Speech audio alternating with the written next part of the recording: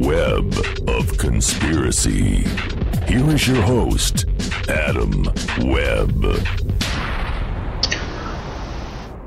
Hello and welcome to another exciting edition of the Webb of Conspiracy. I am your host, Adam Webb. It is great to be back with you again this week. Kind of went a little off course with some things here, and I'll get into that for a moment. As you'll know, about 2 weeks ago, I took the week off to kind of recharge, regroup, and refresh myself a little bit. And right before that time, I decided that I was going to take that time before and try to record a couple episodes to release via podcast.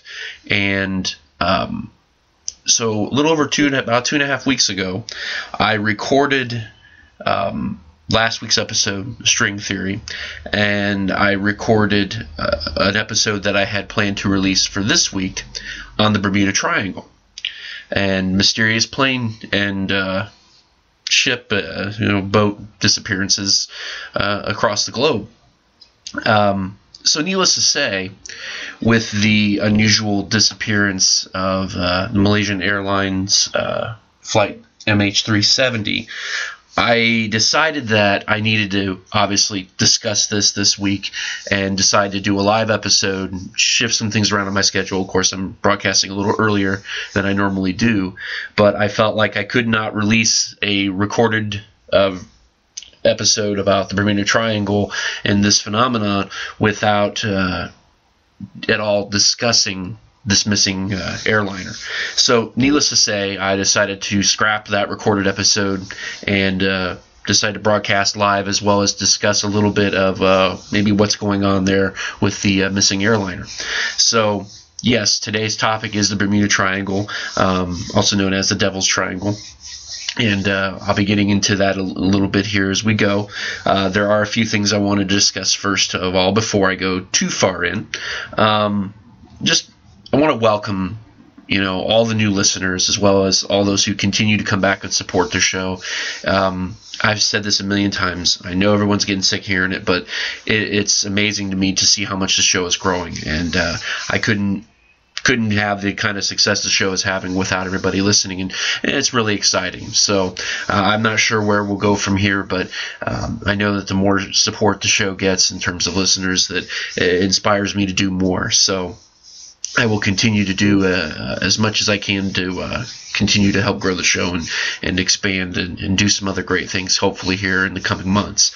But once again, just thank you to everybody who continues to listen and support the show. Now, something else that I do a little bit, but I mean probably not enough, is the social media for the show. I strongly encourage you, if you like the show, follow the show on Facebook, Twitter, Google+. I put a lot of updates on there. I do a lot of things for the show on those social media pages. Occasionally share articles, things like that. So feel free to check the show out there on Facebook, the Webb of Conspiracy, 2Bs, as well as on Twitter and Google+. Like I said, I'm not as active as I would like to be, but certainly hope to be as things continue. Another announcement, and I had been planning on doing this a few weeks ago when I had recorded this episode originally, and then before I scrapped it and decided to do a brand new one this week. I wanted to announce that this coming Monday, March 17th, at 7 p.m. Eastern Time, I'm going to do another live chat on the show's website.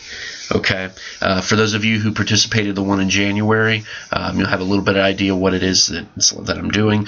But I'm going to do another chat this coming March. It's the 17th, this coming Monday at 7 p.m. Eastern Time. I know that's not always a convenient time for everybody, but if you go to the show's website, and that's www.webofconspiracy.wix.com/web-conspiracy. of Conspiracy. If you go to that website on Monday night at 7 p.m. Eastern, I'll be there. I'll chat with the listeners, discuss any kind of topics you want to discuss in the paranormal, maybe some other things that I've discussed in the show before. So feel free to jump on there. I'll be on there for maybe about an hour, depending, just depending on how many people are showing up involved. If it ends up being a lot of people, then perhaps I'll go a little bit longer. But that's roughly about the time frame that I'm looking to do the live chat. Now, if you can't get on during that time frame, feel free to drop me a question in there, and I'll go ahead and get back when I do jump on there into the chat. I'll answer your question, and then you could always go back to it later. I know I've had a couple people do that who've listened to the show and participated in the last chat. That's what they did. So feel free, by all means, to discuss any questions or any things that you may have about the show, as well as some ideas. And I can imagine that perhaps we'll be talking a little bit more about this missing airliner. Maybe by then we'll have some answers as to perhaps what may be happening definitively. Now, so once again, that's this coming Monday, March 17th at 7 p.m. Eastern Time that I'll be hosting that live chat on the show's website. If you follow on social media, I'll post the links up on there for the website as well. So that's probably the easiest way. I know the domain name is a real pain in the rear, and eventually I hope to be able to correct that and make it a little bit easier for everybody, including myself, because I get tired of saying that long address on the air. So hopefully here before too much longer I'll be able to fix this as well. Now, as I had said, I had originally recorded an episode 2.5 weeks ago on missing planes and the Bermuda Triangle and other locations across the globe, and perhaps this is a little bit of precognition on my part. I'm not sure. Maybe just coincidence, right? But for those of you who know me and have listened to my show, know that I really don't believe in coincidence. So, that being said, after having recorded the show to release today, I decided that there's no way I could possibly do this show without discussing what's going on right now. So I decided to scrap it, decided that I would broadcast a live special edition. I'm a little bit earlier than I normally would be, so I don't know that everybody will catch me, but of course this will be available on podcast later. So I just could not discuss this missing airliner. So I'll get into some of the meat of the topic and then close out by discussing what may be going on with the Malaysian Airlines Flight MH370. So the Bermuda Triangle. Now, obviously, that's many people who, even if they don't know much about the paranormal, they recognize that. They recognize the name, the Devil's Triangle, Bermuda Triangle. And for those of you who listen to last week's show on string theory, then you might have some insight as to maybe some of the direction that I'm going to go a little bit with this episode this week. Now, the term the Bermuda Triangle actually began in 1964 by a writer for Argosy magazine. He sort of coined the term. There's been a number of disappearances associated with the Bermuda Triangle. Certainly some of the first documented disappearances, well documented and written about in media, started appearing in the 1950s in Fate magazine. Now, obviously, these disappearances occurred much earlier. There were some that certainly occurred much earlier than the 1950s, but that's when they started surfacing into the media in terms of written form and becoming part of a greater discussion as to being something a little unusual going on in that area of the world. Fate magazine published an article entitled "The Sea Mystery at Our Back Door," and that's one of the earliest written reports on the Bermuda Triangle and some of the activity that has been associated with that area.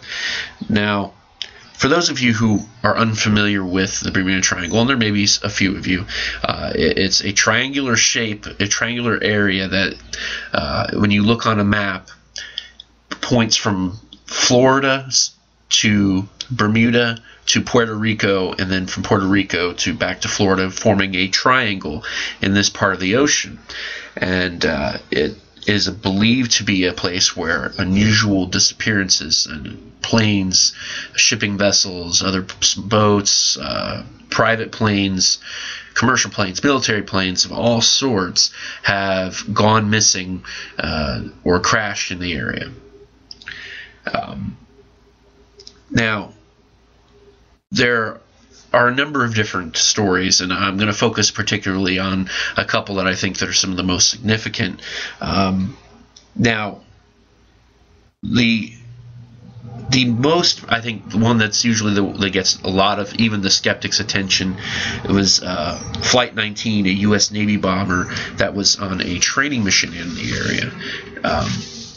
This flight had disappeared. Now, there were claims that this flight reported that they entered into an area where they described, at least in their communications, as seeing white water, and then reporting that nothing seems right, we don't know where we are, and then the last part of the transmission saying that the water is green and no white, and that's it.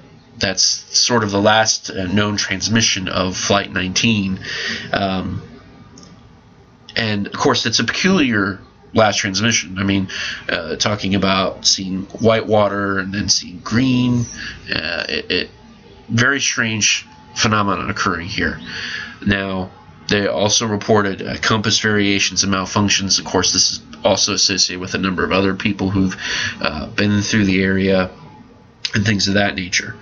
Now, there are a number of skeptics who do question many of the incidents and the veracity of the incidents that occurred in the area. How truthful really are all these reports? How much of this is just great storytelling? How much of this is true? How much of it is false? Well, Flight 19 did in fact go missing. This naval bomber in a flight training, as well as a mission to go out and try to retrieve them went missing as well. That much has been documented. There's been a number of other documented stories that have been attributed to it, but what I can say definitively is that those events occurred in terms of the military operations there, and without real good closure other than the fact that they are presumed to be lost. So there's all these strange stories associated with it. Now, do I think that perhaps there are some that are a little more, perhaps I would say, trumped up a little bit, spiced up a little bit, perhaps.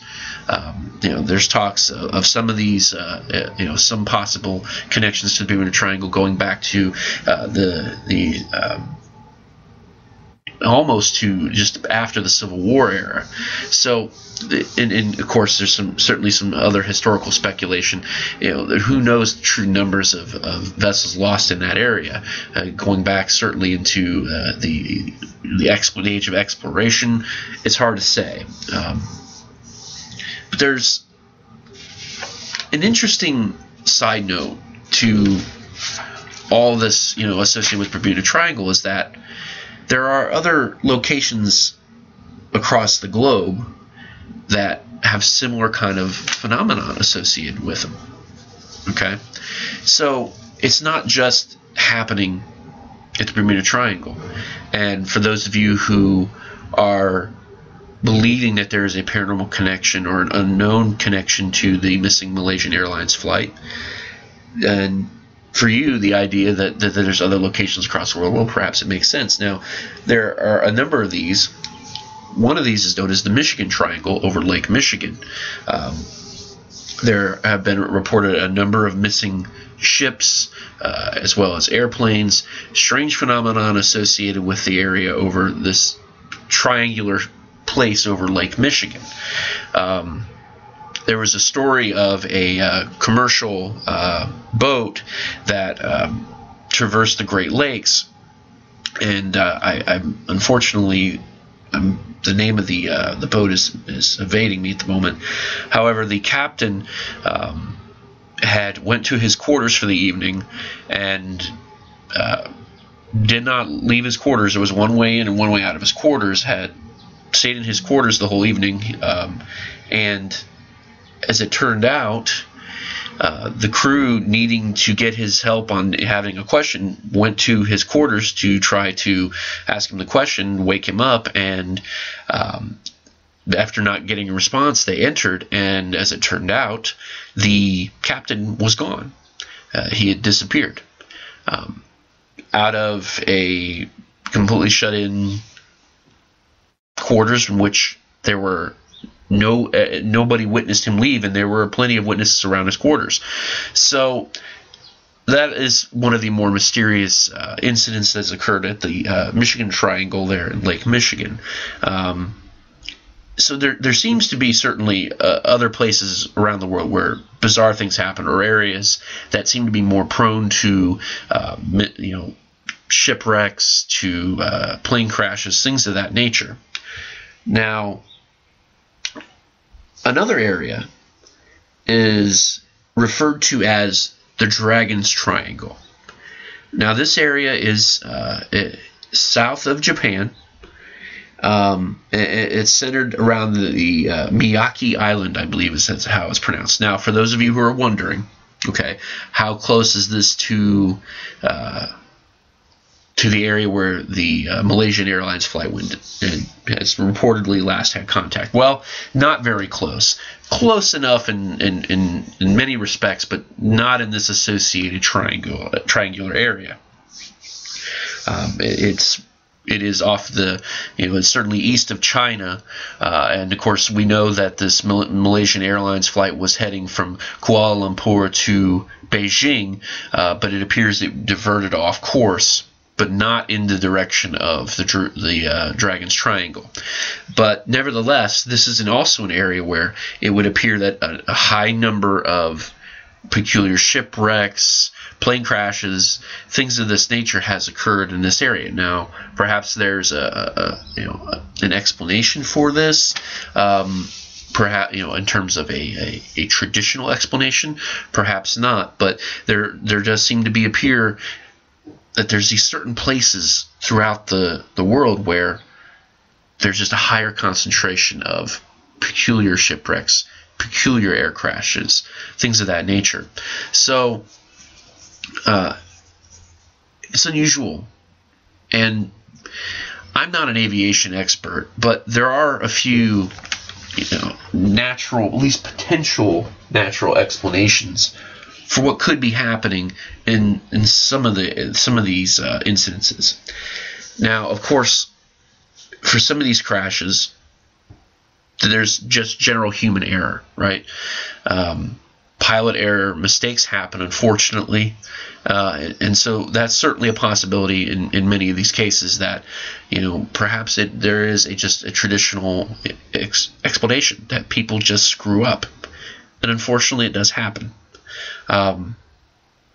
Another possibility certainly is weather, right? I mean, weather plays a significant role in any type of travel. We know that for those of us who drive vehicles, we know that weather can impact vehicular operation, let alone whether at sea on a ship. As certainly, if you get caught into a tropical storm or a hurricane, something of that nature, then obviously you're looking at very difficult circumstances, as well as airplanes, particular storms. It does not make life easy for pilots. So perhaps you have lesser experienced pilots. It could be a bit of an issue. So weather can certainly play a role in a number of these disappearances. In the case of the Bermuda Triangle, one particular natural explanation that I think could hold some weight to some of the activity going on there are the Gulf Stream winds. These are an upper atmosphere type of wind that move from a south to north direction, and these winds, of course, are very high speeds.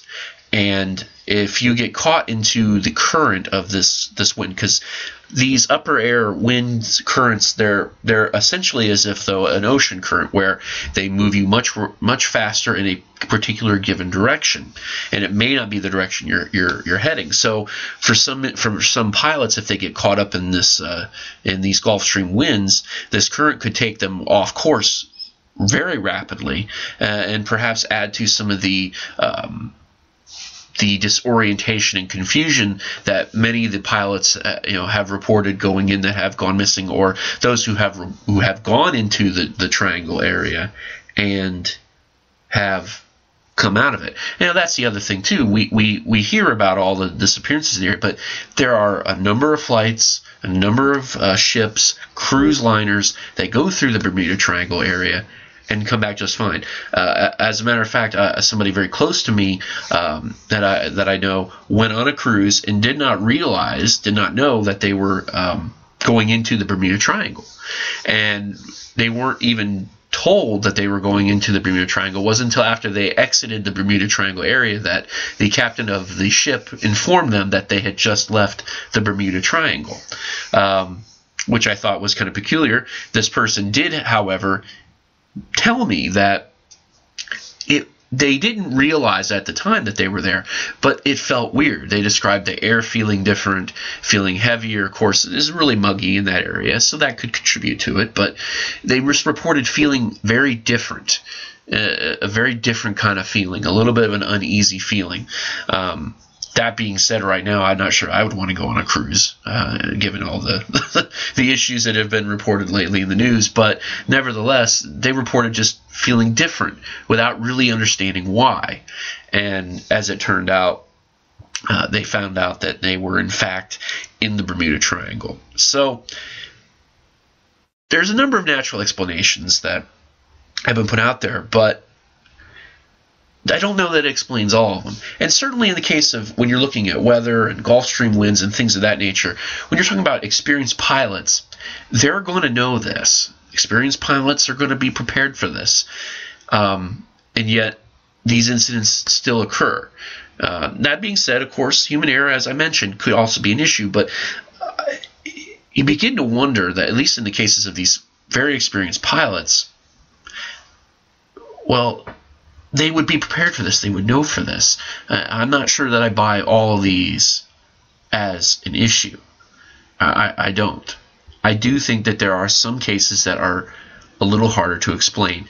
And I think particularly when you look at the missing Flight 19, the U.S. Navy bomber, in a training mission, as well as the unit that was dispatched to retrieve, or to attempt to locate them, all being gone, that to me is perhaps the most compelling evidence that perhaps there is something greater happening here. Now, there's a number of other explanations as to what's occurring specifically in the Bermuda Triangle. There have been those who argue that the reason that strange phenomena occurs there is that that's actually an area where the lost city of Atlantis is located. It's at the ocean floor here. It is believed, for those who follow this, that Edgar Cayce, the well-known psychic, had, before he passed away, had said that Atlantis would be discovered in this area of the Atlantic. And of course, things really blew up when off the coast of Bimini, there were a number of these strange, what appears to be an underwater civilization. At one point, there was this civilization that lived there that had architecture, had roads, and is now underwater. So we don't really know a whole lot about what was there. So this leads many to believe that perhaps, of course, Atlantis being at least reported to have this much advanced technology and compared to the rest of the ancient world, there's many who believe that, well, their power source is still there and it's causing technical issues and malfunctions and messing with compass readings, and is creating this magnetic field that is distorting and causing all these wrecks to occur there. And that's an interesting theory. I don't know if that's actually the case or not, but it's an interesting theory, and one that certainly holds a number of people as its believers. Another theory, which was helped popularized by the movie Close Encounters of the Third Kind, are that extraterrestrials and UFOs are responsible for the activity in the Bermuda Triangle. Now, of course, this is contributed to the number of bizarre sightings and, of course, the green clouds that are often reported by some people in the area. So the strange phenomena leads some to believe that, well, these are UFOs. They're either shooting down aircraft, sinking ships, or perhaps they're going a step further and they're actually taking these ships. Perhaps there's this giant mothership in the sky that is taking these aircraft, and that's why they're just completely disappearing. Once again, that's another theory that holds a lot of people's attention. I'm not for certain that may be. Look, I don't pretend to be an expert. I think that if extraterrestrials and UFOs do exist, then that's a possibility, right?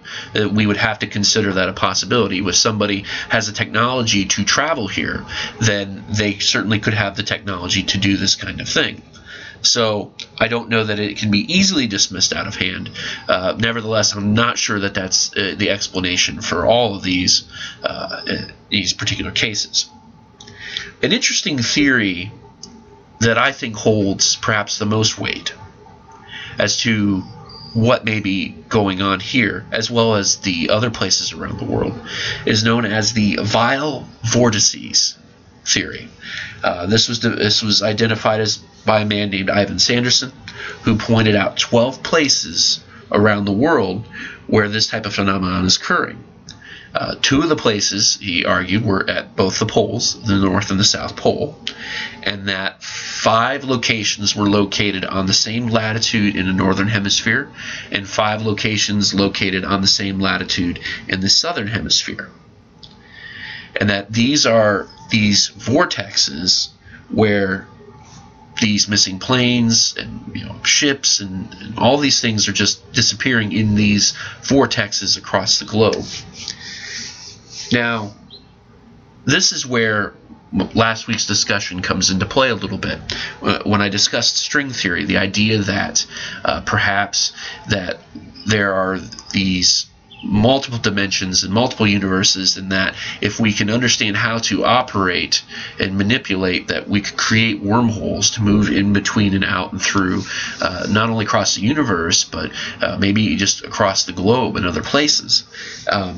So there are those who believe that perhaps this is where overlapping of different universes or different dimensions are occurring in these vortexes, and that these planes and these ships are moving into different dimensions, or maybe even different parts of the universe, or different universes altogether.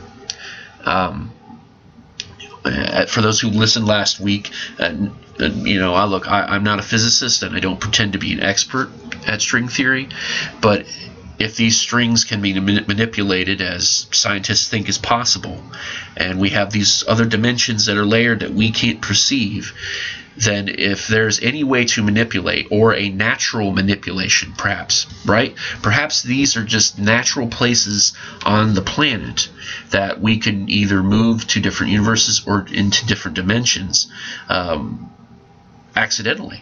Given the right timing, right circumstances, and right conditions, perhaps that is what is happening in these places. Or furthermore, for those of you who do abide by the extraterrestrial theory, perhaps extraterrestrials are using these vortexes to move in and out of to move into the planet very quickly, to leave very quickly, and that's perhaps how they're moving through. And either maybe they are involved in some of the disappearances, but using these, or perhaps they're the ones creating these vortexes, and our vessels and planes are just happening into the area at the right time. So it leaves a number of questions up for debate. I would think that the idea of these vortexes, there seems to be something here, and this would be the one of all the at least the paranormal phenomenon that I would tend to ascribe to perhaps being the greatest possible explanation as to what's happening. That's not precluding the possibility that extraterrestrials or UFOs are involved. It certainly still is. But nevertheless, I believe that these vortexes could be a natural phenomenon as well, that either are just occurring naturally or perhaps are being manipulated by other forces. Nevertheless, this would seem in the cases of some of these unusual events, the Bermuda Triangle and the Dragon's Triangle and the Michigan Triangle, that perhaps these are places where we can overlap into different dimensions or into different universes, different parts of the multiverse. Who knows? But nevertheless, I think that's a strong potential theory. Now, shifting gears into the Malaysian Flight MH370. Of course, as I mentioned earlier, it was en route to Japan from Kuala Lumpur. Now, that is not near the Dragon's Triangle in terms of it doesn't appear that it flew in that direction. Actually, it would appear that, at least from the latest reports coming from the AP, that the plane was perhaps deliberately flown off course and was flown approximately closer towards the Indian Ocean, based on military radar. That after that the civilian radar had lost contact, that the military radar seemed to pick up this plane. The transponders had been turned off in the plane. It would appear that, based on pinging of signals, that this plane at least was operational to a certain degree for approximately another 4 hours after it went missing. So a number of theories obviously have sprung up as a result of this. There are those who, perhaps believe that this was an extraterrestrial event, right? That UFOs took this plane, and maybe that explains why some of the strange things that are occurring with it. That perhaps some mothership UFO had taken this plane, disabled all of its electronics, it couldn't be found, but maybe, just maybe, that's why the cell phones are still ringing. That perhaps somehow the cell calls can go through. I don't know. I mean, I'm not going to sit here and begrudge those who believe that, but I think that in this particular case, that I think we can look at maybe perhaps some other explanations as to perhaps what may be going on here. It's far too soon to be able to definitively tell what's happening. What I do know is that the United States is now involved in the search as well. There is a website that is dedicated to actually using crowdsourcing to comb satellite images to look for the ship or the plane. So for those of you who are interested, have the time, have the desire, okay? If you go to tomnod.com, that's TOMNOD.com, you just follow the links there. You can actually, from your computer, scan close to real time. I think there's approximately about a 3 to 4 hour difference. You can scan the ocean waters and look for different potential markings that indicate either a raft or plane debris, and they're given examples of what it looks like to be able to search for it. And then you can mark it, and hopefully, perhaps, this is one way that maybe we can find this missing plane. It seems that, at least at the moment, the evidence seems to indicate that there's some sort of foul play involved. Of course, many speculate terrorism, and that's certainly a possibility. However, from talking to some pilots, it would seem that it would be more likely that if this was a terrorist type of activity, that one of the pilots is involved. It would seem that perhaps that one of the pilots may have taken complete control of the plane, perhaps depressurized the cabin, which would, at 35,000 feet, within approximately 8 minutes, would have killed everybody on the plane. I mean, there could be a number of different things that occurred here, but it would seem to indicate that maybe, just maybe, that this pilot has commandeered it, has landed it someplace, and that this plane could potentially be used in a number of other ways. Typically, in a hijacking situation, you would receive ultimatums of some sort. None of that has occurred. So this is not a traditional hijacking. It would seem a terrorist operation would be a possibility, perhaps a suicidal pilot, or perhaps a pilot involved in a terrorist type of activity. It certainly would seem possible that perhaps maybe even some of the crew may have been involved, but I don't know how likely it would have been that anybody from the plane would have commandeered it other than a pilot, just because of how early in the takeoff it was. Typically, the pilots don't leave the cabin very early in flight, so this occurred fairly early within the first hour. So I'm not sure that this was a terrorist thing. It could have been, and perhaps it could have been a passenger. We know that there were 2 passengers on board with stolen passports. We have every reason to question the procedures that the Malaysian Airlines used here, right? I mean, it does not appear that the best protocols have been used. And, of course, you begin to wonder where other issues may have occurred. We don't know. There could have been issues in terms of the pilots involved. Don't know what type of background and affiliation. It's hard to say. There's a considerable amount of speculation that's out there. And of course, those in the paranormal field believe that there is something paranormal going on here, and it's certainly a possibility. Perhaps there was some sort of vortex, one of these Vile Votices that this plane did manage to find, and perhaps they entered a different dimension, and maybe, just maybe, cell phone signals are still going through, but maybe some of the other signals aren't. And the reason that I suggest this, right, is the spirit communication phenomenon. There are many who claim that they are contacted via telephone by deceased loved ones. They receive a phone call. So if spirits that are operating perhaps on a different dimension are capable of manipulating our technology to contact us, then perhaps it's possible that we can send a signal via a cellular communication that can possibly reach other dimensions.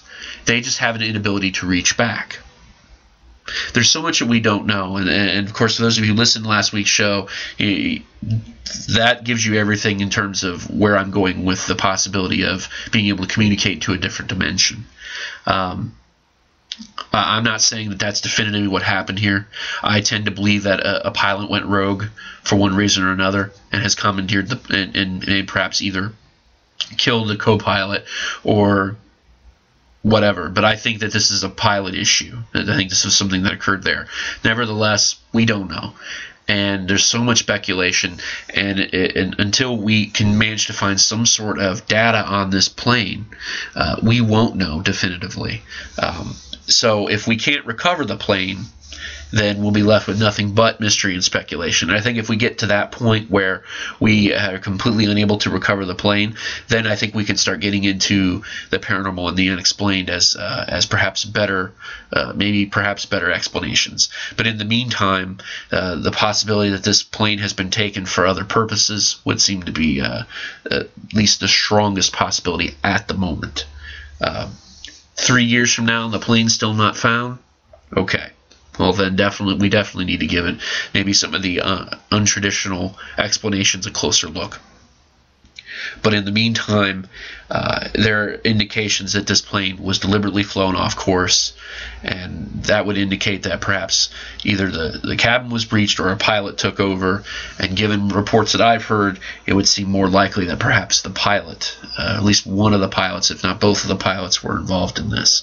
But we'll see, and hopefully the people on board are safe. I mean, if in fact this plane did land someplace, hopefully these people are okay.